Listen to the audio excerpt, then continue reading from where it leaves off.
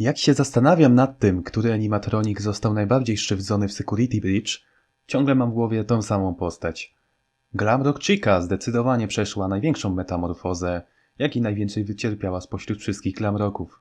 Od zmierzczenia jej przez prasę hydrauliczną po niemalże całkowicie zepsucie w Ruin DLC. Dzisiaj więc opowiem wam historię o najbardziej skrzywdzonej postaci w Security Breach. Opowiem o Glamrock Chice.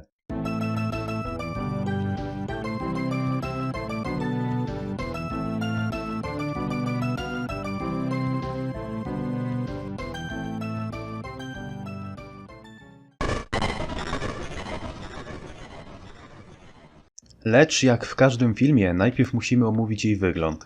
Glamrock Chica jest animatronikiem o wyglądzie białego kurczaka. Posiada fioletowe oczy, pomarańczowy dziób oraz szpony.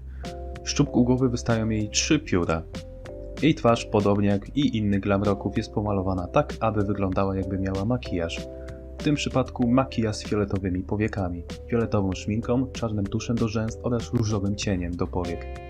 Podobnie jak toy animatroniki oraz Phantomy, ciało Chiki jest zauważalnie zaokrąglone, a nie okrągłe jak oryginał. Również podobnie jak w przypadku Phantomowych animatroników, na całym ciele można znaleźć małe panele konserwacyjne, głównie w talii i w ramionach. Podobnie jak reszta Glamrocków jest ubrana w ubrania z lat 80. Jej klatka piersiowa, talia, biodra oraz ramiona są różowe i fioletowe i mają przypominać trykot rękawami. Na każdym ramieniu nosi czarną kolczastą brązoletkę, a także parę zielonych rękawicek bez palców.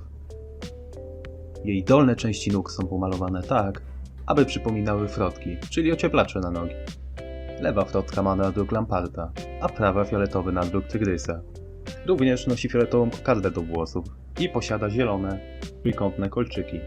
Teraz po tym, jak omówiliśmy, jak nasz kurczak wygląda, możemy przejść do właściwej historii, która rozpoczyna się tak samo jak reszta głównej bandy muzycznej w starym Pizzaplexie.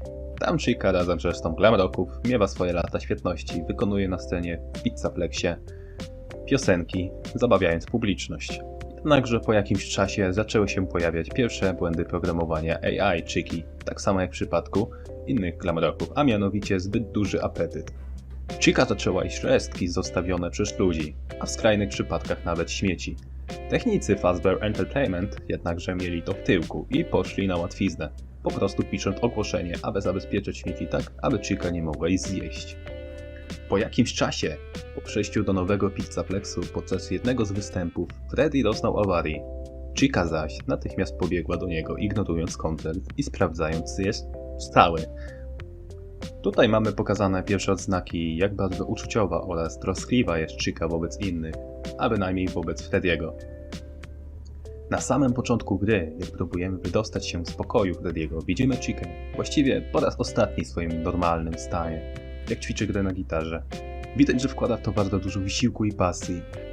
Następnie, gdy ją widzimy, to już jest po tym, jak Mimik wpłynął na nią, spotykamy ją na drodze z Rockstar Road do wyjścia. Tam widzimy pierwsze działanie przejęcia kontroli przez Mimika i wpływ jego na zachowanie naszej Chiki. Negatywne cechy Chiki pod wpływem Mimika są jeszcze bardziej wywyższane, co sprowadza się do tego, że jeszcze zachłanniej je wszystko, co popadnie w tym śmieci. Przez całą grę i przez cały pobyt Grzesia w Pizzaplexie, Chica, będąc pod kontrolą, próbuje dopaść Gregorego. Tym samym im dłużej go szuka, tym więcej śmieci je i tym bardziej brudzi się od jedzenia. Jednakże to, co spotkało ją w trakcie pogoni za Gregorym, jest zmiażdżenie przez pracę hydrauliczną. Gregory, chcąc ulepszać Freddy'ego, postanowił ukraść Chice VoiceBox, więc wykorzystał zachłanność Chiki na jedzenie i zbawił ją prosto pod prasę hydrauliczną. Nasza omawiana bohaterka, zgodnie z założeniami Grzesia, wlazła pod prasę i zaczęła jeść śmieci.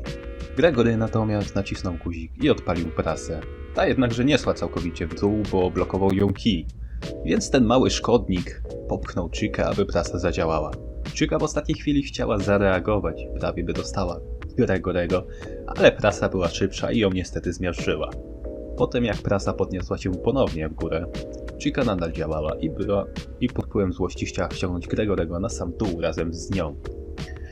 Jednakże ten podstępny, mały wąż Gregory dokończył ją kopnięciem twarz i roztrzeszkaniem jej dzioba z voiceboxem. Po tym ponownie prasa chciała zgnieść Chikę i tym razem największy ciężar stanął na głowie. Nacisk był tak silny, że oczy Chiki zostały mocno poluzowane i możliwość wzroku została prawie całkowicie zlikwidowana i zaburzona. Ten szok i zmiażdżenie większości komponentów spowodowało reset lub chwilowe wyłączenie systemu, w którym Chica wraz z Gregorym spadła na sam dół śmieci, czyli tam, gdzie Gregory zasługuje być. Po ikonicznym wylądowaniu Chiki, Gregory niestety kradnie jej z VoiceBox i ucieka. Jednakże wtedy restart Chiki się zakańcza i ta się ponadto wściekła. Po mocnym uszkodzeniu całego ciała, jak i komponentów wewnętrznych, w tym najpewniej procesora, jak i tym całym restarcie, wpływ Mimika na nią się mocno osłabił. Teraz Chica w większości miała świadomość, co robi i tym samym jej próba zabicia Gregorego była bardziej intencjonalna niż poprzednio. Oczywiście Mimik nadal miał mały wpływ, ale po tym jak Gregory zabrał jej głos, możemy być bardziej niż pewni, że chciała się go pozbyć sama. Tak jak z innymi animatronikami, widzimy wyraźnie, że Chica cierpi i to mocno. Tak bardzo jak chce się uwolnić spod kontroli Mimika, tak samo chce odzyskać swoją dawną chwałę. Po ścieżkach dźwiękowych jesteśmy w stanie wywnioskować, że tak samo jak Roxy płacze oraz rozumie, w jakiej sytuacji się znajduje. Warto zaznaczyć, że Mimik przyjmował większą kontrolę w momentach, w których Gregory był blisko Chiki, Roxy czy też Montiego.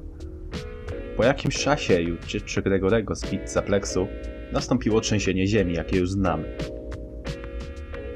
I tak jak w przypadku innych animatroników, jak i całej pizzerii, Chica została jeszcze bardziej zniszczona. Tym razem straciła jeszcze więcej skorupy i stała się jeszcze bardziej dziksza niż była. Nie zachowywała już się jak animatronik, a bardziej jak zombie. Przez to, że ciągle jadła, z testu widzimy zgnite jedzenie wewnątrz jej, jak i spleśniały ser na jej ustach. W swojej skorupie wystaje jej worek ze śmieciami, który pewnie połknęła podczas swoich dzikich podróży. Chica posiadła jeszcze bardziej robotyczny ruch. Straciła rękę oraz przez łączne uszkodzenia co jakiś czas się wyłączała i resetowała. Przez całą jej drogę w Ruin DLC wielokrotnie było widać, jak cierpi. Raz poprzez to, że ledwo co poruszała się, a raz przez to, że nie mogła nawet jeść, a jeszcze innym razem przez to, że nie mogła poprawnie widzieć.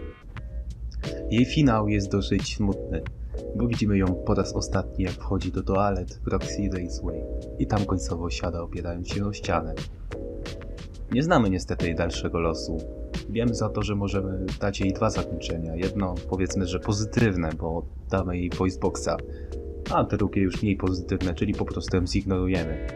Co będzie się dziać dalej? Tego, jak i innych rzeczy dowiemy się prawdopodobnie w następnym FNAF-ie. To by było na tyle z tego filmu. Dzięki za oglądanie i widzimy się w następnym. Cześć!